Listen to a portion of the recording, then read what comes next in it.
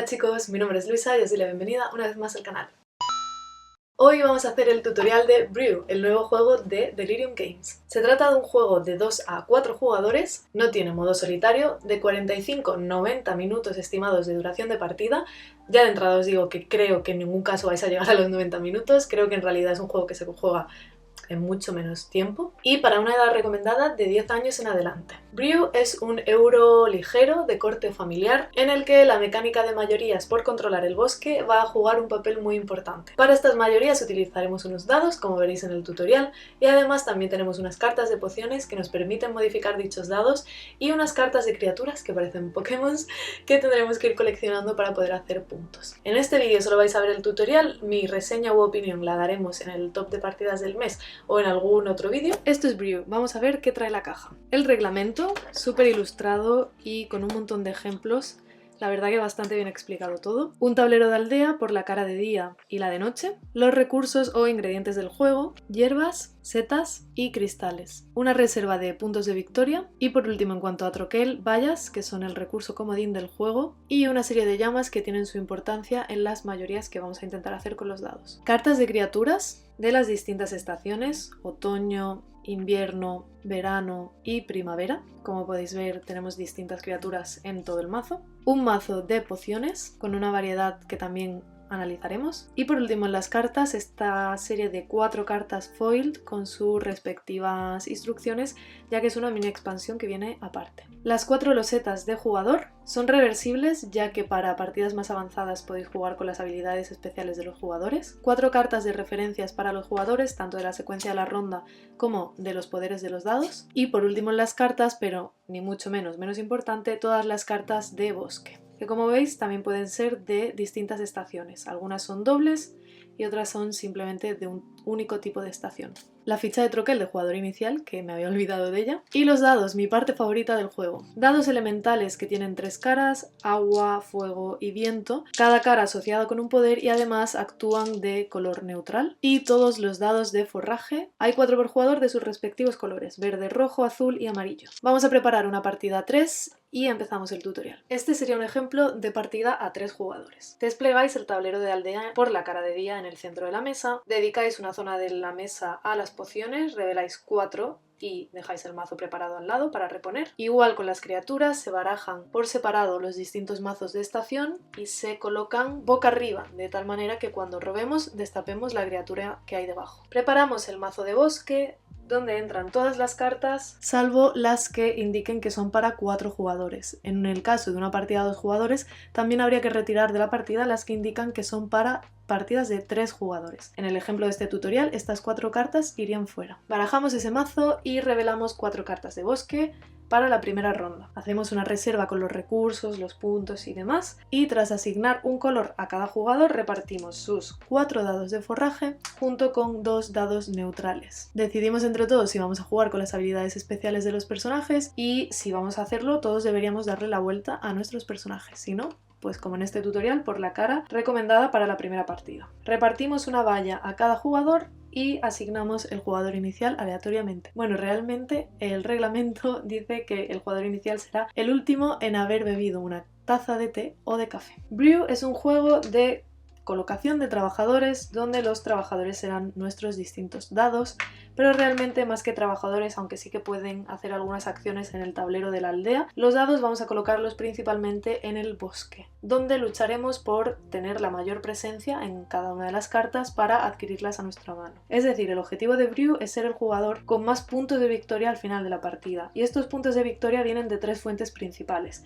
Conseguir reclamar cartas de bosque, siendo el jugador con más dados presentes en esa carta en concreto, bebiendo pociones que se preparan con los recursos del juego y entrenando criaturas, que al principio darán poquitos puntos, pero si conseguimos liberarlas en bosques de su color, nos darán puntos adicionales. Teniendo en mente este objetivo, tenemos que conocer que una partida de Brew se desarrolla en 4 rondas. Es por eso que hay que preparar bien el mazo de bosque. Si sois 2 jugadores, solo revelaríais 3 cartas, a 3 jugadores se revelan 4 y a 4 jugadores se revelarían 5 cartas. De esta manera el juego siempre se va a acabar en la 4ª ronda. Genial, pues como veis la premisa no es muy difícil, así que vamos a ver las fases de una ronda. En la primera fase de una ronda todos los jugadores tiran sus dados y la tirada que han obtenido es la que permanecerá para toda la ronda. No pueden cambiarla a su elección, salvo con distintas pociones que consigamos comprar para nuestra mano. Para que os vayáis haciendo una idea, las pociones permiten hacer cosas con los dados, o relanzarlos, o cambiarles las caras, o moverlo de un sitio a otro y demás, pero esto lo veremos al final, igual que las acciones de las criaturas. Tras el lanzamiento de los dados por parte de todos los jugadores, comenzaría la fase importante de la ronda, donde, empezando por el jugador inicial, los jugadores van a colocar un dado a su elección en algún sitio disponible, tanto en el tablero como en las zonas de bosque. Una vez que el jugador inicial coloca su primer dado, pasa el turno al siguiente jugador en el sentido horario, que hará lo mismo, coloca su dado y pasa al siguiente jugador que colocará su dado y así sucesivamente hasta que todos los jugadores se queden sin dados, donde la ronda terminará. En el turno de cada jugador hay 3 acciones muy sencillas. La primera de todas, y como estáis viendo, es la colocación de dados. Es la parte obligatoria de tu turno y cada jugador está obligado a colocar un único dado por turno. Pero además de colocar tu dado, puedes hacer 2 cosas. Preparar una poción, es decir, pagar los recursos que indica a la izquierda para adquirirla para tu mano, o beberte una poción, es decir, jugar una carta que ya tengas en mano, una de las pociones que habías preparado previamente. Puede ser la que acabas de preparar, pero también podría ser alguna que ya tuvieses. El tema de las pociones es lo opcional en tu turno, pero colocar un dado es obligatorio. Y de hecho, si cuando llega tu turno a ti ya no te quedan dados, aunque pudieses comprar pociones, no puedes hacerlo, y así de sencillo son los turnos de los jugadores. Vamos a ver las reglas de colocación. Hemos comentado que tenemos 4 dados de forrajes, los de tu color, y 2 dados elementales o neutrales. Los dados elementales pueden ser colocados en cualquier zona de bosque y además en las zonas específicas del tablero de aldea. En este caso sí, es necesario poner la cara que indica el tablero. Sin embargo, en el bosque, cualquier cara del dado elemental podría ser colocada en cualquier posición. Además, en la aldea siempre vais a tener 2 zonas, las 2 superiores, en las que podéis poner cualquier dado. Da igual que sea de forraje, elemental y da igual en la cara en la que esté. Estas 2 zonas están siempre disponibles. Por su parte, los dados de forraje solo podréis colocarlos en el bosque y además por la cara que indique cada una de las zonas. Por ejemplo, estas ramas podría ponerlo aquí, pero no aquí, ya que no coincide el símbolo, como podéis verlo. Hay una excepción a esta regla, pero ahora la comentamos. Además, los dados de forraje también pueden ir en las 2 zonas libres de la aldea, como ya habíamos comentado, pero no pueden ir en estas zonas de acción de la aldea, ya que son las que están reservadas para los dados elementales. Y así de sencilla es la colocación de dados. Una vez que colocamos un dado en una zona de bosque, conseguimos el recurso que acabamos de tapar. En este caso, conseguiríamos una hierba para nuestra reserva. O aquí recibiríamos una seta. El único símbolo que no conocéis de estas cartas de bosque es el colmillo o la garra afilada. Hacen referencia a las criaturas del juego y cuando colocamos un dado en ellas podemos entrenar una criatura. Entrenar una criatura no es más que coger la carta superior de cualquiera de los mazos de criatura, que como habéis visto en la preparación están siempre disponibles a la derecha de la aldea, y robarla para nuestra zona de juego. Todo el tema de las criaturas lo veremos en unos segundos. Los dados elementales en bosque tienen 3 acciones distintas según la cara. Recordad que vais a tener siempre la chuleta al lado. La cara de agua es muy sencilla y simplemente significa que os lleváis 2 ingredientes más de los que cogeríais habitualmente. Aquí normalmente recibiríais una seta, en este caso 3. Para vuestra reserva. La cara de viento nos permite intercambiar el dado elemental que estamos colocando, es decir, este, por un dado de forraje que ya habíamos colocado previamente en el bosque. Así lo recuperaríamos a nuestra reserva y tendríamos un turno extra. Y por último, la cara de fuego, la que más pique va a generar, tapa dados de otros jugadores. Es decir, si yo soy el jugador amarillo, podría colocarlo encima de un dado rojo y anularía la presencia de ese dado en el bosque. Siempre que vayáis a mirar mayorías, que ahora lo comentaremos, miráis el último dado colocado. No está permitido amontonar dados, salvo en el caso de el dado elemental en su cara de fuego. ¿Recordáis la regla de que debe coincidir la cara del dado de forraje con el símbolo de la zona de bosque donde queréis colocaros, verdad? Pues podéis romperla si forzáis el dado. Es decir, estáis intentando colocarlo en un sitio donde no podríais hacerlo en un principio, así que no obtenéis el recurso, sino que lo tenéis que pagar. Si tenéis una seta, podríais pagarla para poner el dado, aunque no coincida el símbolo. Lo mismo con todos los ingredientes. Si la zona en cuestión no tiene ingredientes, sino símbolo de entrenar criatura, lo que tenéis que pagar para forzar el dado es una valla, es decir, un recurso comodín. Ya que conocemos cómo colocar dados en el bosque, vamos a ver cómo se resuelven las mayorías. Cuando termine la fase de ronda donde todos los jugadores juegan sus turnos, lo primero que haríamos sería comprobar qué mayorías se han dado en el bosque y por tanto quién va a reclamar carta de bosque para su zona de juego. En este primer caso ganaría el jugador amarillo, pues tiene 2 dados amarillos en comparación con un dado rojo y un dado blanco. Tened cuidado porque los dados elementales, aunque en un momento os pertenecieron y los utilizasteis, al colocarlos ya no son de nadie, pero sí que pueden molestar en las mayorías. En este caso, como comentábamos, amarillo ganaría, devolveríamos los dados a sus dueños y la carta al jugador amarillo. Otras cosas que os pueden suceder en las mayorías es esta.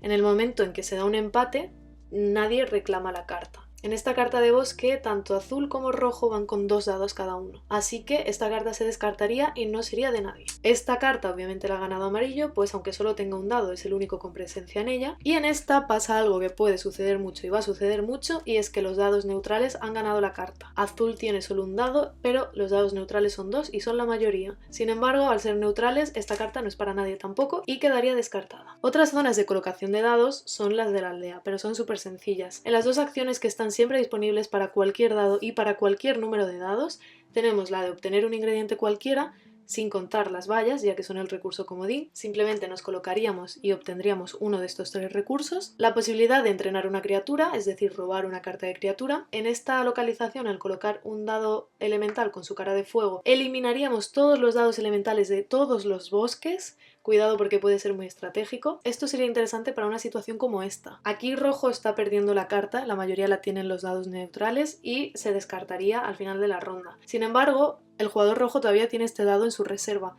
Lo utiliza para ponerse en esta localización y elimina todos los dados neutrales de todos los bosques, no solo de este, sino de todos los que hubiese desplegados. Al eliminarlos, vuelve a tener la mayoría en el bosque. Al poner una cara de viento en esta localización, obtendríamos un recurso comodín y revelaríamos y reservaríamos una poción. Revelar y reservar una poción es tan sencillo como revelar una 5ª carta de poción en el mercado y elegir cuál de las 5, incluida la que acabamos de revelar, vamos a reservar. Por ejemplo, esta, que tiene un coste de 7 y que yo todavía no puedo pagar.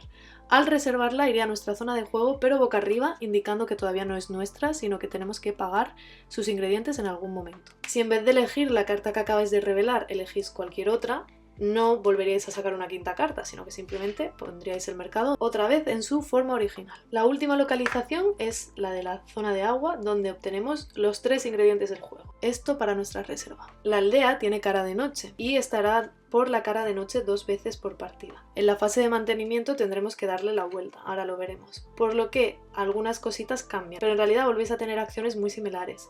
Obtener un ingrediente cualquiera, igual que en la zona de día, revelar y reservar una poción, lo que pasa que ahora en la zona donde podemos colocar cualquier dado y cualquier número de dados. En esta cara con el viento obtenemos un comodín y entrenamos una criatura. Recordad que en esta zona no podemos apilar dados. Esto solo podría ocurrir en las zonas libres, que además lo veis indicado en el propio dibujo del tablero. Cambiar hasta 3 ingredientes por 3 comodines y por último quemar todos los espacios vacíos de un bosque. La última acción que no conocíamos en el tema de las mayorías. Quemar espacios de bosque no es más que elegir en qué carta queremos hacer ese efecto, por ejemplo el rojo elige que quiere hacerlo aquí y quema todos los espacios que aún quedasen vacíos en el bosque, de tal manera que ningún otro dado se podrá colocar en esas localizaciones. Esta acción de quemar bosque también la tienen las pociones, ahora lo veremos. Tras agotar todos los dados y por tanto todos los turnos de jugador, todos los jugadores, la ronda acaba y como podéis imaginar observaríamos quién ha ganado cada una de las cartas de bosque, como hemos explicado anteriormente, revelaríamos 4 nuevas para la nueva ronda, le daríamos la vuelta al tablero de aldea, en este caso a la de noche, pero si estuviese la de noche, de vuelta a la de día, y pasaríamos la ficha de jugador inicial al siguiente jugador en el sentido horario. Esto lo haríamos 4 veces y al final de la 4ª ronda comprobaríamos quién es el ganador sumando todos los puntos. Antes de ver la puntuación final vamos a ver en detalle las cartas de poción y las de criatura. Empezamos con las cartas de poción. El juego cuenta con 8 tipos de pociones. Pueden variar los ingredientes que veáis a la izquierda, pero básicamente esto es el mazo de pociones. Como sabéis, durante vuestro turno podéis elegir jugar una poción que tengáis en vuestra mano y los efectos que pueden hacer son los siguientes. Esta poción te permite colocar un dado extra este turno, es decir, jugar 2 turnos seguidos. Esta poción te permite intercambiar 2 dados de forraje, recordad los de color, que estén colocados pero que sean del mismo valor, quiere decir que tengan la misma cara. Esto es interesante para las mayorías en los bosques. ya que en una situación como esta, y siendo el jugador amarillo, al jugar la poción de intercambiar 2 dados de forraje con la misma cara, una opción viable sería cambiar este dado amarillo por este azul. Y veis cómo cambian las cosas en el bosque de la derecha. Ahora está ganando amarillo la mayoría. Al hacer esta acción no se activan de nuevo las zonas de bosque, es decir, amarillo no se volvería a llevar el recurso, ni azul tampoco. También encontraréis esta poción que permite cambiar una de las caras de los dados que aún tengáis sin colocar en la reserva, a vuestra elección. Esta que te permite eliminar un dado de elemento de los neutrales que ya esté colocado. Esta otra poción te permite relanzar cualquier número de dados que aún tengas en la reserva. Esta poción quema un espacio vacío de bosque, como habíamos visto con la acción de la aldea. No es tan potente, pero también os puede servir. La penúltima poción te permite mover un dado de forraje, de los de color, que esté colocado a un espacio vacío de bosque. No especifica que sean tuyos, así que en teoría podrías hacerlo con cualquier dado de forraje, aunque no sea de tu color. Y además no tiene por qué coincidir con el símbolo que esté dibujado en la zona de bosque donde quieras moverlo. Y por último, esta poción te permite recuperar uno de los dados de forraje que ya habías colocado a tu reserva, de tal manera que vuelves a tener otro turno. Las pociones, además, como veis arriba a la derecha, otorgan puntos, y otorgan puntos tanto se jueguen, es decir, se beban, como si no. Solo por prepararlas y haber pagado sus ingredientes ya tenéis esos puntos. Por último, el tema de las criaturas Pokémon.